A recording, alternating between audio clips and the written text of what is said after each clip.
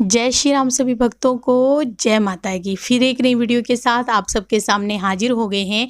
और आज की जो हमारी वीडियो है इसमें आप बताइए कि हमारे शरीर पे कोई दैविक शक्ति आने लगी है, जैसे कि माता की शक्ति या बालाजी की शक्ति आने लगी है, तो उस पोजीशन में हमें क्या करना चाहिए, सारी जानकारी आपको इस वीडियो में ही मिलेगी। तो हमारे साथ अंत तक बने रहिए, तभी आपको सारी वीडियो समझ में आती है। अगर वीडियो अच्छी लगती है तो लाइक करें, शेयर करें, कमेंट करें, और अगर चैनल पर पहली बार ही देख रहे हैं तो चैनल को भी जरूर सब्सक्राइब करें, साथ में बेल आइकन है उसको प्रेस करें ताकि आने वाली हर एक वीडियो की नोटिफिकेशन सबसे पहले ही आपके फ़ोन में पहुंच जाए।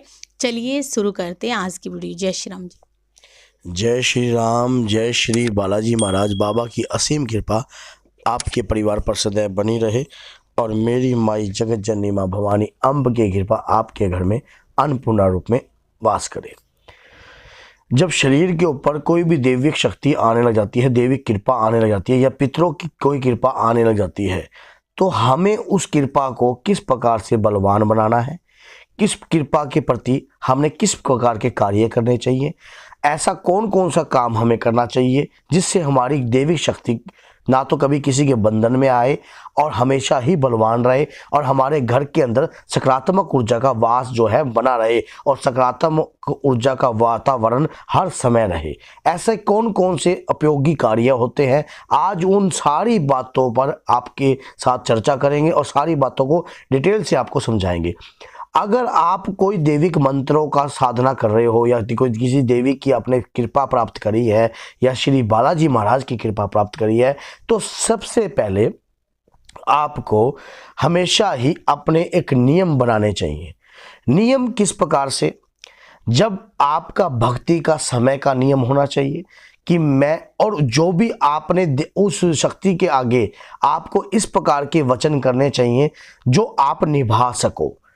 क्या जैसा कि आपने ये कहा कि मैं सुबह और शाम भोग लगाऊंगा या लगाऊंगी, या मैं सुबह और शाम आपकी पूजा करूंगी, और उस समय पर आप मान लो पूजा कर कई समय तक करते आ रहे हो और बाद में आप किसी कारणवश आप पूजा नहीं करते हो, तो इससे दोष उत्पन्न होता है।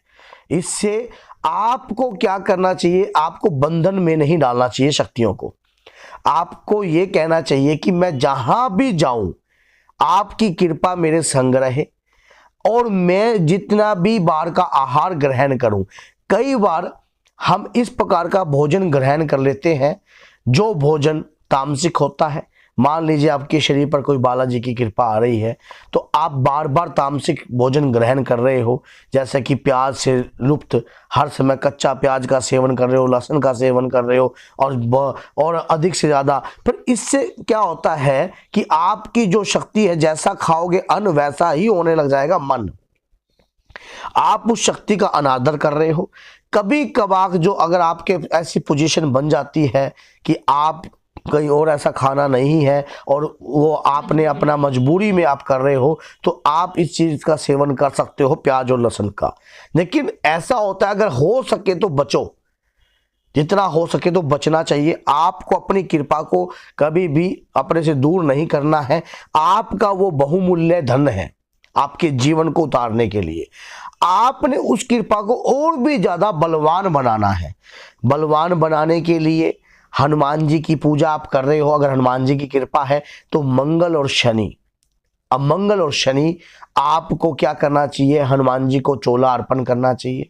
आपको चोला अर्पण करना चाहिए हनुमान जी को, और आपने अपना 2 लड्डू और 2 तुलसी के दल और एक पान के पत्ते पर रखकर हनुमान जी को भोग लगाना चाहिए।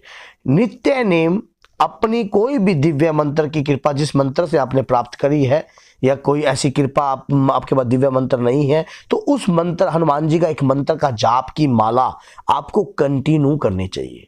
आपको नित्य पूजा करनी चाहिए। पूजा को एक दिन भी नहीं छोड़ना चाहिए। अगर आप पूजा को छोड़ते हो तो उससे आपका, जब हम किसी भी चीज पर लगातार वार करते हैं, मार करते हैं, तो वो चीज संभव हो जाती है। आप अपनी शक्तियों को, आप किसी भी परिस्थिति में हो, कई बार लेडीज सोच लेती है कि मैं मेंस्ट्रुअल पीरियड में आ गई हूँ, अब मुझे मंत्रों के जाप नहीं करने चाहिए, हनुमान जी की पूजा नहीं करनी चाहिए, माता की पूजा नहीं करनी चाहिए। ऐसा कहीं नहीं लिखा। आप अपने अंतर मन से सब पूजा कर सकती हो। आप अपने हृदय से माँ को ध्यान लगा सकती हो, बाबा की भी पूजा अपने हृदय से कर सकती हो।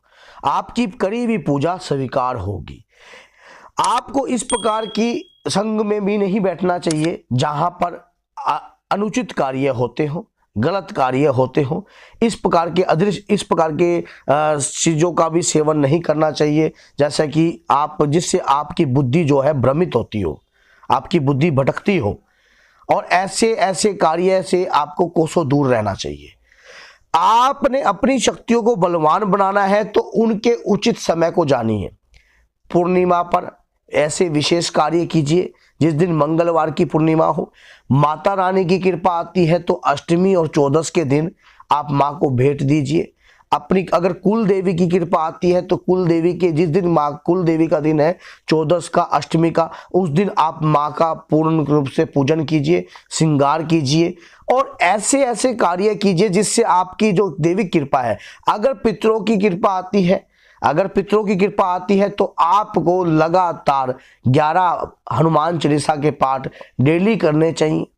डेली आप कीजिए। शंकर भगवान पे आपको पंचामृत का जल चढ़ाना चाहिए। एक चौमुखा दीपक शंकर भगवान पर दान करना चाहिए, जिससे आपकी शक्तियां बढ़ती हों। और सबसे बड़ी बात ये होती है, कई बार हम शक्तियों को समझ जाते हैं और कई बार हम शक्तियों को नहीं समझते। हम अपनी, कई बार ऐसा भी होता है कि हमारे शरीर पर कोई हिलन आने लगी, कोई असर आने लगा, हम क्या सोचते हैं कि क्या पता हमें पेशी आ रही है, क्या पता हमें गंदी सवारी आ रही है, क्या पता भूत प्रेत की सवारी आ रही है।